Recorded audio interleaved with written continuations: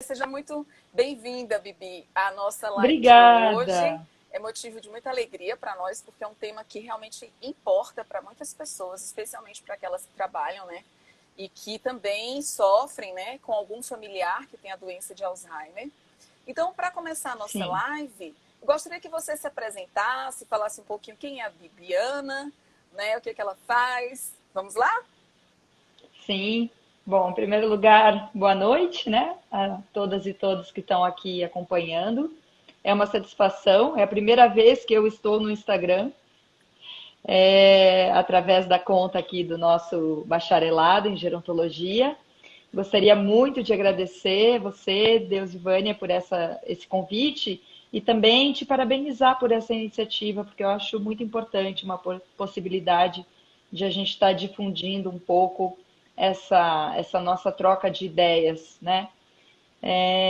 Bem, eu sou formada em Direito, fiz o meu doutorado também e mestrado na área jurídica e trabalho desde 2011 na graduação de gerontologia da IASH USP, ministrando uma disciplina denominada Direitos Humanos e Envelhecimento. Também sou professora do programa de pós-graduação em gerontologia da IASH e do programa de Direitos Humanos da Faculdade de Direito Largo São Francisco. Que maravilha! E atualmente também é vice-coordenadora do nosso querido curso, né, de graduação em gerontologia. Que maravilha, Perfeito. Bibi. Então, para começar a nossa conversa, eu acho, inicialmente eu queria também agradecer as pessoas que estão conosco, né, nos acompanhando, que estão sedentas para saber um pouquinho mais sobre esse tema, que é de muita importância, eu acredito, né, para muitas pessoas, como a gente falou. E eu queria começar a perguntar, assim, começar uma reflexão, uma conversa, um bate-papo, na verdade, contigo, já que você tem aí uma trajetória no direito e foi chegar até a gerontologia, o que foi que te chamou a atenção em participar do nosso curso? Assim, quais as contribuições, né, do direito para a nossa área de gerontologia? Porque eu acho que é muito interessante, porque aqui nós temos pessoas que não sabem ao certo as contribuições e que de repente vai auxiliá-las a desenvolver projetos de pesquisa ou até mesmo trabalhos. Então, conta um pouquinho para a gente sobre isso, por favor. Certo. Então, nesse contexto de envelhecimento populacional, né, essa mudança demográfica que a gente atravessa no Brasil e no mundo, é, surgem novas questões e novos desafios para o direito, né? Tanto nas áreas tradicionais, como o direito de família, o direito penal, né, o direito do trabalho, como também surgem novos institutos jurídicos, né, a serem desenvolvidos e a serem reconhecidos e trabalhados pela norma, né, e pela interpretação e aplicação também dessa norma, né. Eu acredito que trabalhar nesse campo interdisciplinar que é a gerontologia é algo muito rico, muito estimulante também, porque há muito a ser construído, né? Nós no Brasil adotamos em termos legislativos, no que se refere aos direitos da pessoa idosa, por exemplo, e aliás, também no Brasil nós temos, ao considerarmos as minorias, nós adotamos no Brasil uma perspectiva de um olhar especializado para determinados grupos etários, né? Por isso, antes mesmo do Estatuto do Idoso, por exemplo, tivemos um Estatuto da Criança e do Adolescente, depois tivemos a adoção do Estatuto do Idoso e mais recentemente o Estatuto da Juventude. Então, vejam que o direito brasileiro, ele já reconheceu, pelo menos, né, do ponto de vista normativo, essa necessidade de um olhar específico para determinadas etapas da vida, né? Através desses estatutos que reuniram um conjunto de direitos ou reafirmando direitos fundamentais desses grupos de pessoas, né? Então, assim, eu acredito que o direito tem muito a contribuir para a gerontologia e a gerontologia tem muito também a trazer para o direito, né? Infelizmente, nas faculdades de direito, ainda há pouca atenção para essa matéria específica que seria os direitos da pessoa idosa. Né? Já existem no mundo muitos pesquisadores, muitas obras, né? Algumas universidades e faculdades de direito que incorporaram isso como uma disciplina. Existe, inclusive, uma cátedra de direitos da pessoa idosa na Argentina, da minha querida colega Isolina Dabove. E aqui no Brasil, né, por exemplo, na própria Faculdade de Direito da USP, não há ainda um curso específico de direitos da pessoa idosa. Então, os estudantes acabam vendo de modo um pouco esparso esses conteúdos nas outras diversas disciplinas jurídicas, né? Então, é um pouco isso, Deus, e eu acredito que eu vejo assim, por exemplo, né, uma ilustração que eu costumo dar sempre, um instituto bastante conhecido, que é a questão da pensão alimentícia, né, alimentos. A gente, é mais comum, né, a gente pensar sempre na ideia de pensão alimentícia entre cônjuges, companheiros, ou de ascendentes para descendentes, né? Mas pouco se pensa ainda, pouco se vislumbra e se fala de que, por exemplo, a pessoa idosa também tem direito, né, a solicitar alimentos para os seus parentes se necessitar, né? Então, é uma evolução no sentido de que, embora isso já seja reconhecido há muito tempo pelo direito de família, esses casos agora têm se tornado mais frequentes, tendem a se tornar mais frequentes, né? Que a gente, enfim, veja mais casos em que a questão da velhice, a complexidade, né, e as diversas vulnerabilidades e potencialidades dessa etapa da vida vão ter que ser também apreendidas, né, consideradas, refletidas pelos juízes e juízas que aplicam a lei, né? Então é preciso criar esse diálogo entre disciplinas para favorecer uma velhice e o processo de envelhecimento digno. Interessante. Essa ausência, né, digamos assim, essa falta de investimento das universidades brasileiras em geral no campo da gerontologia, no campo do envelhecimento, né, é notória. Veja que a USP é considerada uma das melhores do país, né? E no nosso curso Sim. de psicologia também nós não temos a disciplina de psicologia do envelhecimento. É tanto que os nossos alunos da psicologia, quando querem estudar algum fenômeno da psicologia do envelhecimento, eles buscam o nosso curso de graduação e pós-graduação em gerontologia para, junto da gente, buscar realmente fazer essa interlocução, né? Então, eu acho isso muito importante. A gente está ali mostrando uma carência, né, que existe no Brasil como um todo, e da importância realmente da gente voltar o nosso foco, o nosso olhar para essa população que cada vez mais cresce, né? Perfeito.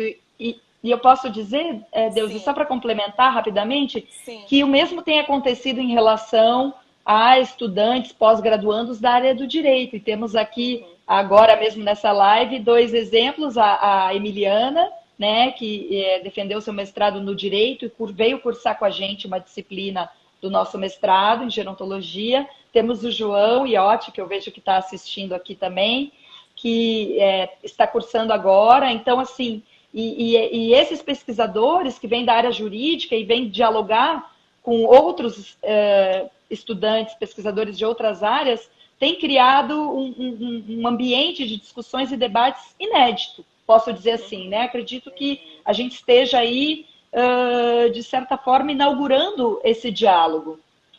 Isso é muito positivo. No Brasil. Né? Estamos literalmente sendo protagonistas, né, dessa história. Muito bom. Muito verdade. Bom, Vivi. Eu queria que você falasse um pouquinho para a gente, agora entrando mais a fundo a questão da interdição, como é que é feito esse processo de interdição, né, em pessoas que desenvolvem a doença de Alzheimer? Você poderia falar um pouquinho para a gente? Uhum. Bom, então, em primeiro lugar, eu acho que é importante assim a gente considerar que a interdição, o termo, ainda figura no Código Civil, no Código de Processo Civil, porém, esse termo ele traz uma carga pejorativa e e prefere-se se falar atualmente de curatela, né? Da abertura de uma curatela. E por quê? Né? Mas acho que é muito pertinente e importante a gente falar, porque interdição é o termo muito difundido. Comumente, né, as pessoas utilizam, ainda fala-se de interdição, mas é importante trazer, para começo de conversa, uma mudança muito importante que ocorre a partir de 2015 na lei brasileira, com a Lei Brasileira de Inclusão, né, também conhecida como Estatuto da Pessoa com Deficiência, que, na verdade, incorpora, né, traz as disposições da Convenção Internacional de Direitos da Pessoa com Deficiência, que o Brasil ratificou, entrou em vigor no Brasil em 2009, com força de disposição constitucional, né?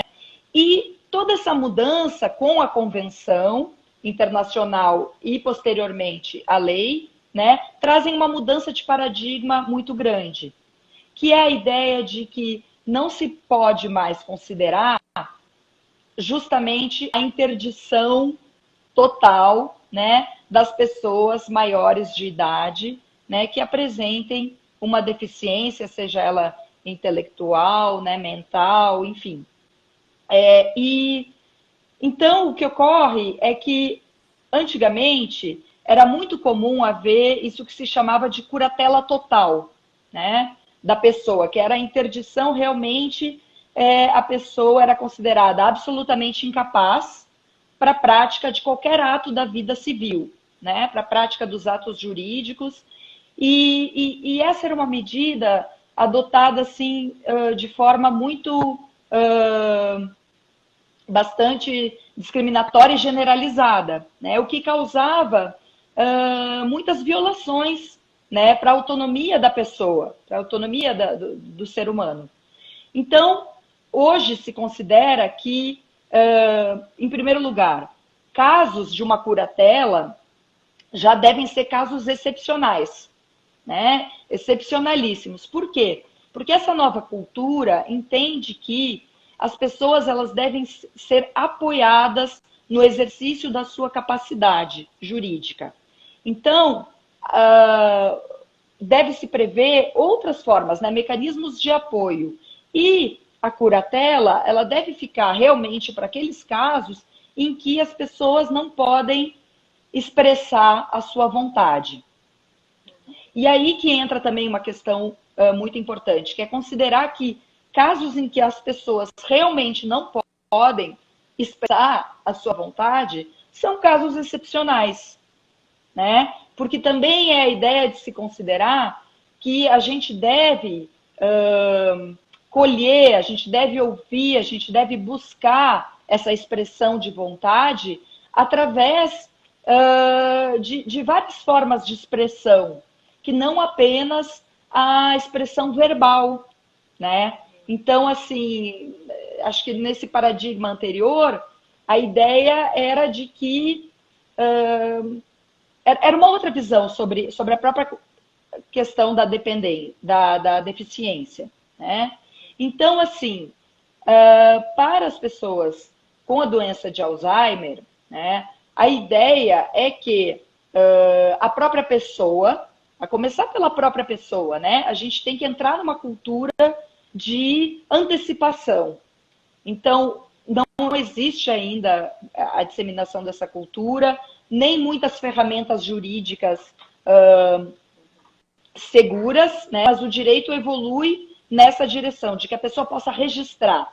Então, são as diretivas antecipadas, de vontade, né? E inclusive, o que já tem em outros países, como a França, a escolha futura, eventual, de um curador, ou seja, da pessoa que vai assumir, né, esse papel, né, de exercer o papel de curador para o curatelado, né?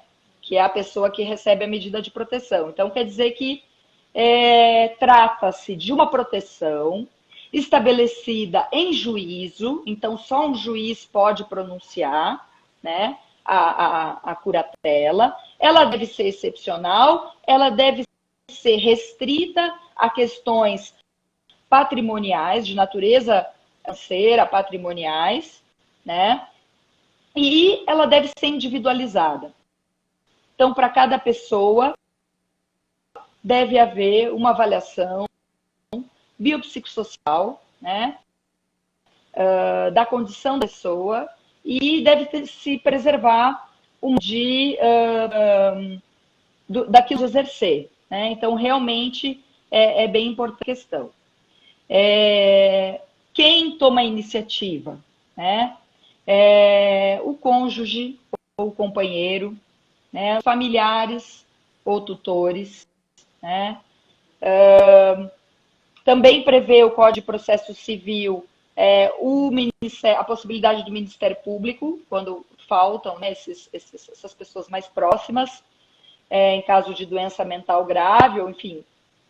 E também previu o Código de Processo Civil a pessoa, o responsável pela instituição na qual a pessoa se encontra abrigada. Né? Então, também pode ser iniciativa, por exemplo, de um diretor de uma ILPI, alguma coisa assim. Né? E também pode ser por iniciativa da própria pessoa. Né?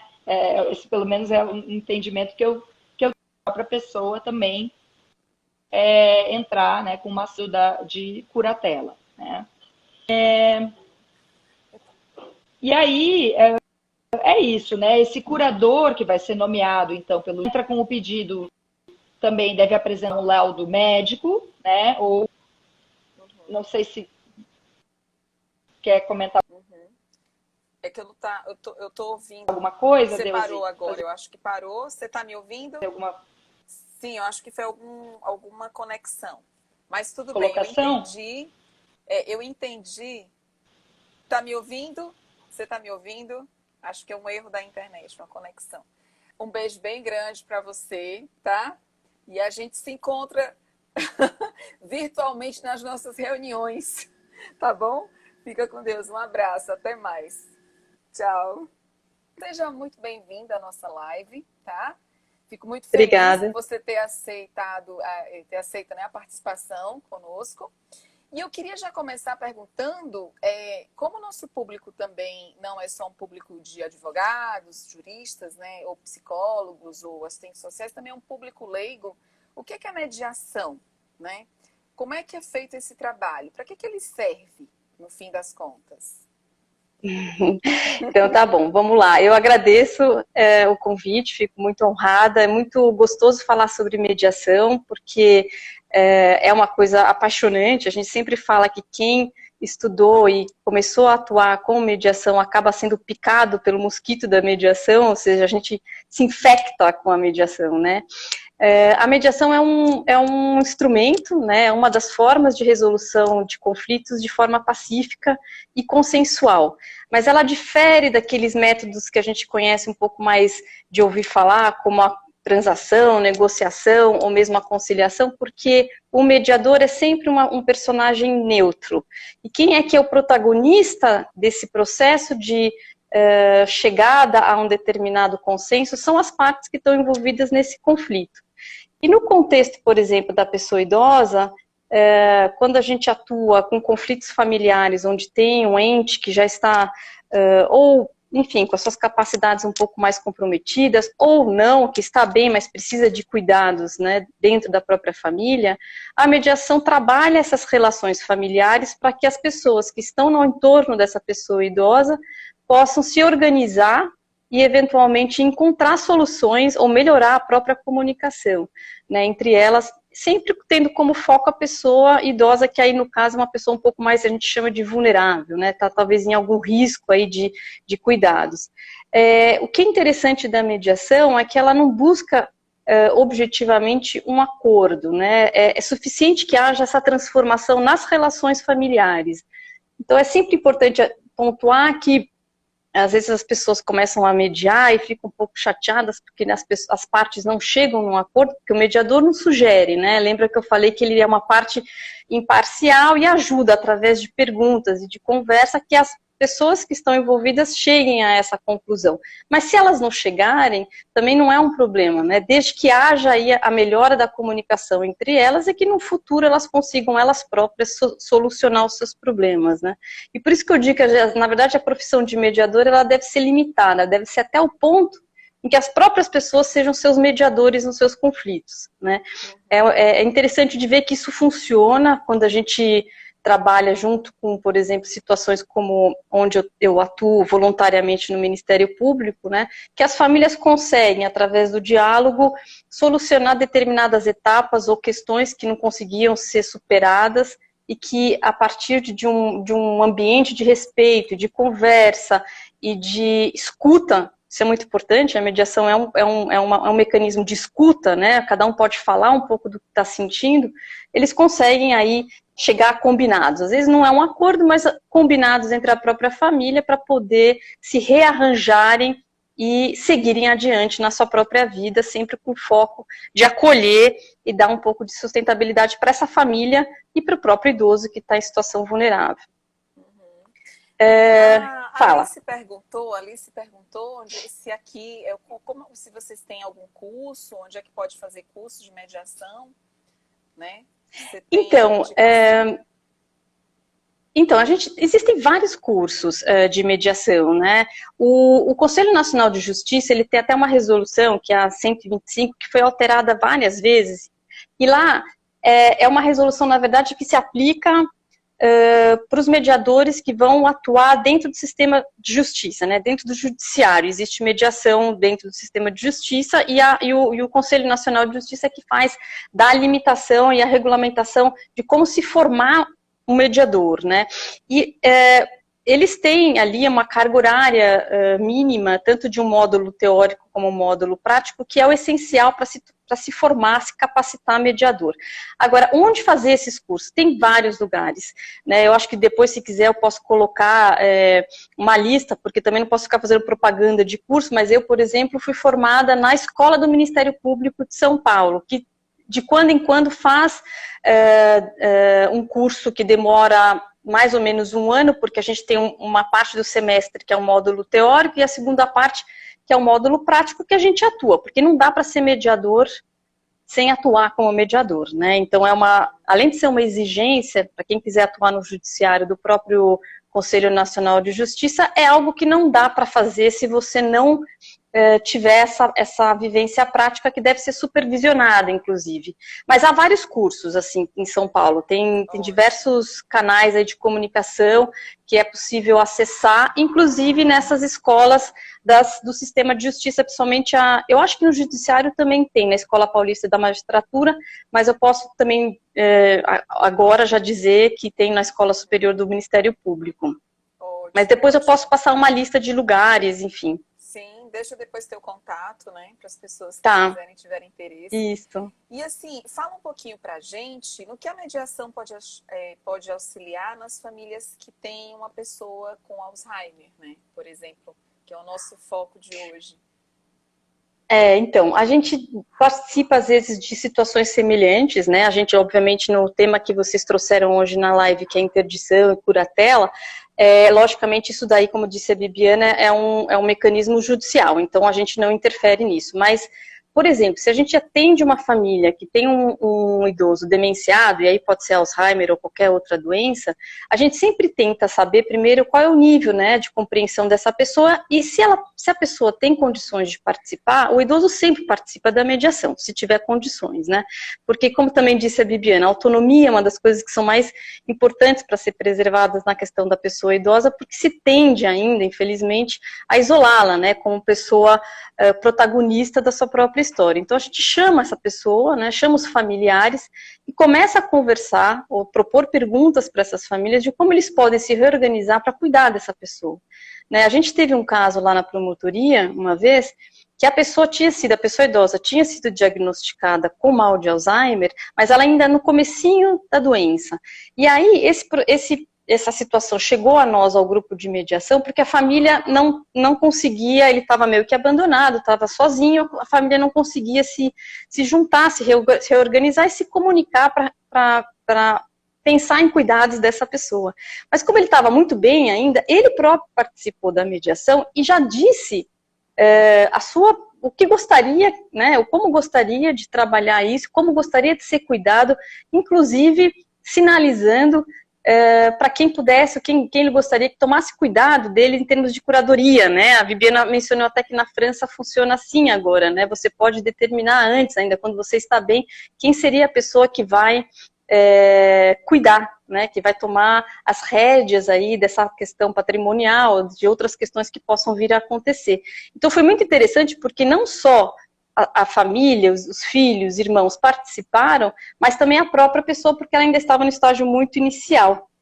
E no final das contas, nesse caso em particular, se percebeu que nem era o caso ainda de interdição, né? Estava bem no início. Então ficou mais ou menos um sentimento de que a gente tinha auxiliado essa família a pelo menos se comunicar para que quando chegasse numa fase mais difícil, que eles tivessem condições, eles próprios, de seguirem adiante com os problemas que aquela situação de doença traria para a família, né? Então, eu acho que é nesse ponto que a mediação pode ajudar. Se for caso de curatela, uma interdição, que a gente ainda utiliza esse termo, aí a situação sai da mediação e vai para o judiciário, como bem disse a Bibiana aí no começo da fala dela, né? Então, seriam essas os caminhos, né, e os passos, mas veja como é importante, né, que a família possa, antes disso, num ambiente de diálogo, de conversa respeitosa, já prever situações que possam acontecer lá na frente e evitar conflitos, né. Acho que eu tinha falado no começo que a mediação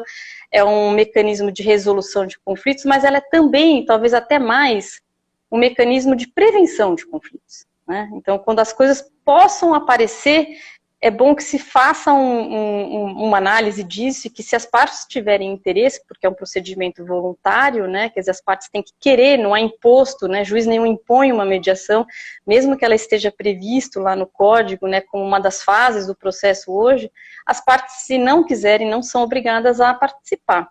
Então, veja que há um interesse já inicial em relação a esse procedimento, e se as coisas se desenvolverem bem, às vezes não se desenvolvem, as partes podem prevenir conflitos. Olha que interessante, né? Uhum. E é assim, muito interessante a tua fala, né, essa questão da prevenção de conflitos, porque eu também já trabalhei como mediadora de conflitos. Quando eu fui voluntária durante um tempo, né, eu ministrei, para quem não sabe, a disciplina de psicologia jurídica. Logo que eu defendi meu doutorado, eu estudei bastante psicologia jurídica e ministrava essa disciplina numa universidade particular. E aí, voluntariamente, eu fui para a vara de família e eu me recordo, assim, de que os principais problemas que nós recebíamos, né, a equipe, né, tanto de psicólogo, assistente social, advogado, eram problemas ligados à ordem financeira. Impressionante. E as pessoas, pelo fato de não ter maturidade ainda, porque elas não tinham essa visão da prevenção, da mediação de conflitos como prevenção, elas já iam com muitas vezes os idosos já no seu estágio avançado da doença, ou no estágio moderado da doença, né? Onde, de fato, ele não podia opinar por nada. Ficava aquele jogo, aquele empurra-empurra de um filho jogando para o outro a responsabilidade do cuidado e de olho na herança. Esse era o cenário que eu mais via e que a gente mais tinha, quer dizer, a gente fazia muitas intervenções, como você fala, na condição de uma pessoa imparcial, né? A mediação ela é bem imparcial, a gente deixa a família resolver, mas nós somos aí um canal também de reflexão dessa família. E quantas vezes a gente fazia, inclusive, visitas domiciliares, né? Chegávamos lá com a nossa equipe para entender um pouco a dinâmica daquele idoso, no contexto que ele vivia, com a família. E eu percebia realmente, assim, muitas vezes a falta de compromisso da família com aquele idoso, e a preocupação maior era, assim, com quem o idoso, para quem o idoso vai deixar o dinheiro. Muitas vezes, assim, eles eram roubados mesmo pelos próprios filhos. Alguns filhos chegavam a roubar, extorquir dinheiro, né? E aí o conflito era maior porque o irmão que estava cuidando se sentia lesado. Poxa, eu que estou cuidando, e ainda assim eu tenho que agora arcar com as dificuldades financeiras advindas da doença, porque há um ônus muito grande também financeiro, né, com a compra de remédio, compra de profissionais. Certamente você encontra isso muito também, né? Eu acredito. Se tiver algum caso assim que possa detalhar aí pra gente. Quase. Você mostrou exatamente os casos mais frequentes, né? Então, aí a gente tira um pouco a questão de ser ou não ser demenciada a pessoa, mas muitas vezes o idoso tá com essas faculdades mentais em ordem e sempre tem algum filho que está tomando conta, porque é necessário que tome conta, talvez, né, dessas questões patrimoniais, e elas chegam frequentemente para nós, né? Então, do mesmo lado que você tem uma reclamação, né, daquela pessoa que cuida da pessoa idosa e gasta o seu dinheiro nos cuidados, de que os demais não estão participando, porque é um ônus, né? Você também tem o outro lado, que essas pessoas da família, os irmãos, estão desconfiados, vamos dizer assim, do que está acontecendo com esse benefício, né? Muitas vezes a gente tem aquelas pessoas com benefício que é sacado todo mês do banco, e fica um ambiente de desconfiança. E aí entra a mediação e escuta, né, ambos os lados, propõe uma conversa e um diálogo entre a família e aos poucos se ajusta. Muitas vezes a gente tem casos de, por exemplo, que não chega uma situação de um dos filhos que administra todos os bens e que simplesmente fala assim, na mesa de mediação, então, gente, eu quero me desincumbir disso, eu não quero o dinheiro, né? Eu quero me desincumbir. E aí propõe, eles, né, eles conversam, propõem aos familiares que alguém assuma isso ou que divida as responsabilidades. E aí quando você pensa que os familiares vão aceitar isso, não. Então, assim, às vezes é pura desconfiança, não é que a pessoa quer cuidar, ou que ela quer para si, ou que ela quer tomar a responsabilidade para si, mas é simplesmente uma desconfiança. Então, acontece todas as situações, desde aquela que a pessoa quer se desincumbir, até aquela que quer agregar, porque, enfim, é uma pessoa que já está, talvez, mais tempo com a pessoa idosa, ou que efetivamente tem condições de cuidar, porque todo mundo tem seu trabalho, tem sua vida, tem as suas próprias doenças, tem, às vezes, muitas situações que a gente tem lá na promotoria, que na própria família tem alguém com alguma deficiência, ou o que é mais sensível, Deusivânia, às vezes a gente tem idosos cuidando de idosos, né? A gente sabe que a longevidade nossa aqui é outra de anos atrás, a gente tem conflitos intergeracionais, a gente tem famílias com idosos de 90 anos, com cuidadores de 70, né, cuidadores de 60, então, e na maioria das vezes mulheres, então todas essas estatísticas vão somando aqui, né, então você percebe que não dá para dizer como é que é sempre, cada família é um caso, mas o que mais nos surpreende hoje em dia é que a gente vê cada vez mais as pessoas idosas cuidam das pessoas idosas, né? E é uma situação não muito fácil. Aquele que cuida precisa de cuidados também, né? Não é só cuidar daquele que está necessitado naquele momento, mas a pessoa que se dá ao cuidado também precisa de cuidados. Não é fácil, é complexo, mas acho que o que faz a gente continuar nesse trabalho é que o êxito da mediação é muito grande em termos de estatísticas, né? Então, se a gente olhar o trabalho que a gente faz, esse que eu mencionei, né, tem outros, mas esse que eu mencionei voluntariamente no Ministério Público, a gente percebe que no final das contas o resultado é muito positivo.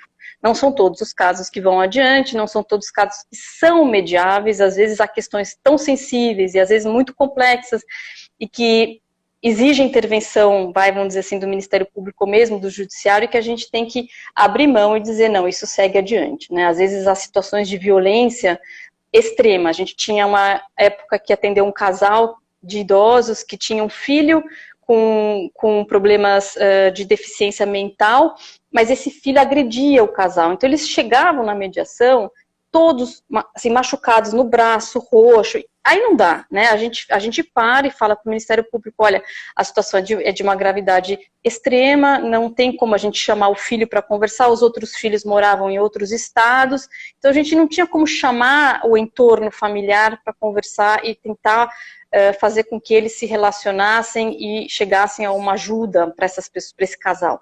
Aí a gente tem que parar, né? O mediador tem que entender o seu limite, né? O limite de atuação, e esse, por exemplo, é um caso que a gente pegou, que era muito triste, muito sensível, e a gente teve que abrir mão dele e chamar o Ministério Público para dizer, olha, adiante vocês, porque nós não vamos conseguir. Né? Então, mas no geral, a gente tem muitos bons progressos, né? E não necessariamente chegando num acordo escrito, mas chegando nessa transformação das relações familiares, que é o foco da mediação. Né? Eu não necessito chegar num acordo final.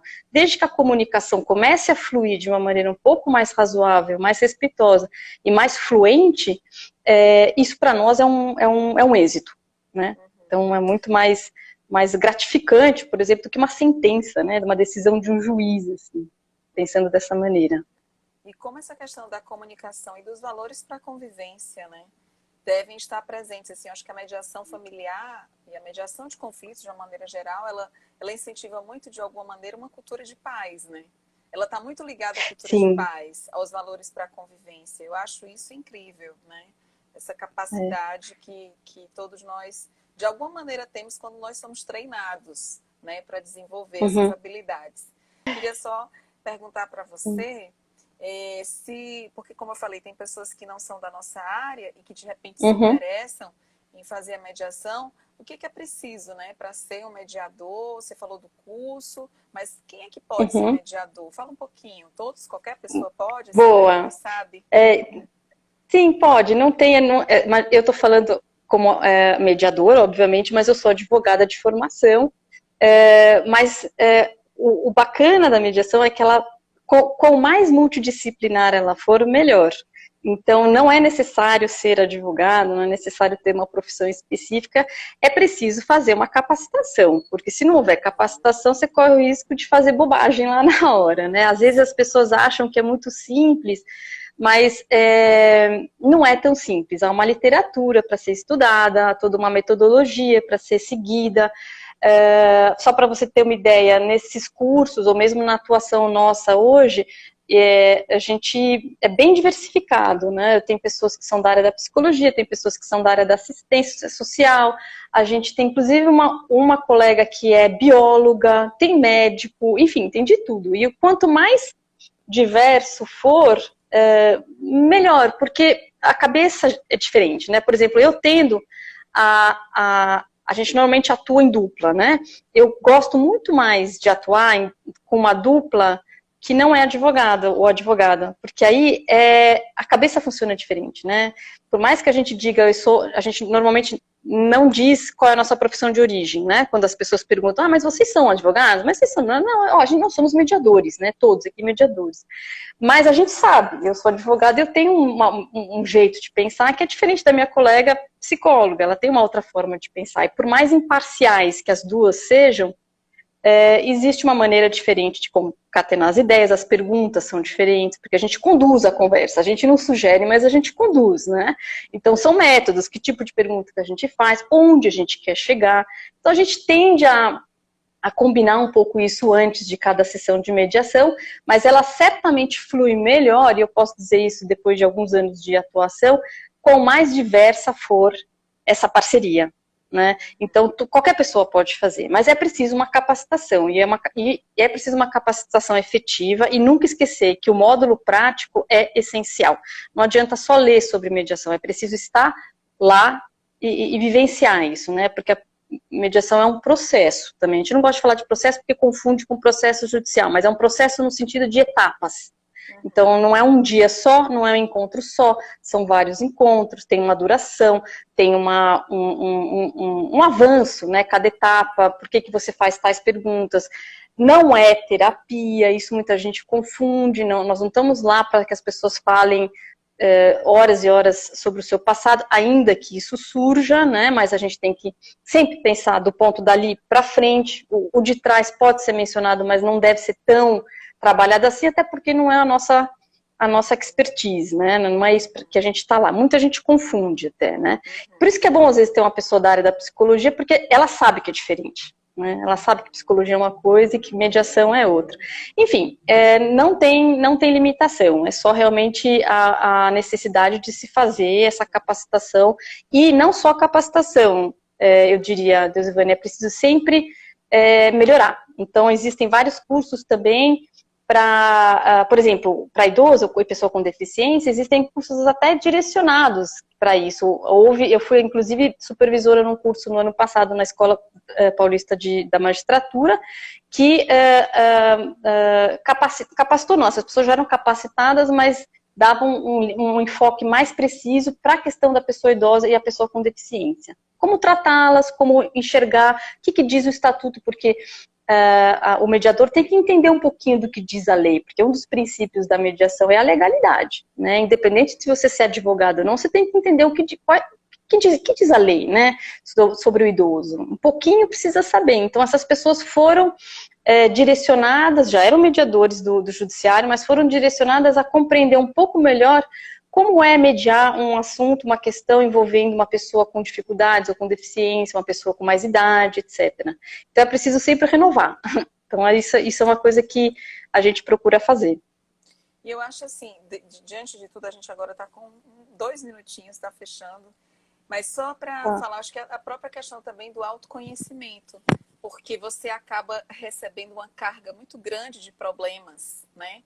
Se você também muitas vezes não fizer uma terapia ou buscar o seu autoconhecimento como mediadora, isso pode dificultar o processo, porque às vezes você acaba levando conteúdos para você, por mais que você diga que é imparcial, mas se você não tiver essa interlocução consigo, eu acho que vai complicar um pouquinho, entendeu? Eu acho assim que eu vejo que é muito legal o mediador também ter o seu processo terapêutico, apesar de não ser uma terapia. Mas você sabe, a gente lida com conflito. Se está sinalizando, agora nós temos 1 minuto e 55 segundos. Eu coloquei meu e-mail aí embaixo, não sei se você está vendo, porque se quiserem me escrever, daí eu posso. Eu acho que não ficaria muito legal eu falar aqui de um curso específico ou outro, porque, sei lá, não sei se é muito ético, mas existem alguns que eu posso indicar sem problema nenhum. Esse do Ministério Público, tudo bem, porque é uma instituição pública, apesar de que é um curso pago e tal, mas eu acho que não tem problema falar dele. Mas os cursos privados fora dessas instituições, eu acho que não seria muito ético da minha parte simplesmente divulgar assim. Acho que eu teria que fazer uma listinha e eventualmente colocar à disposição de quem tiver interesse, né? Enfim. Juliana, olha, muito obrigada por você ter estado conosco, ter compartilhado os seus conhecimentos valiosos, né? Obrigada, eu que agradeço. A live vai ficar gravada, então se alguém perdeu o início da live, ela está lá no nosso IGTV. E a todos vocês que ficaram conosco até agora, muito obrigada. Obrigada. Um beijo grande. Beijo. Obrigada. Até a próxima. Tchau, tchau. Tchau, tchau.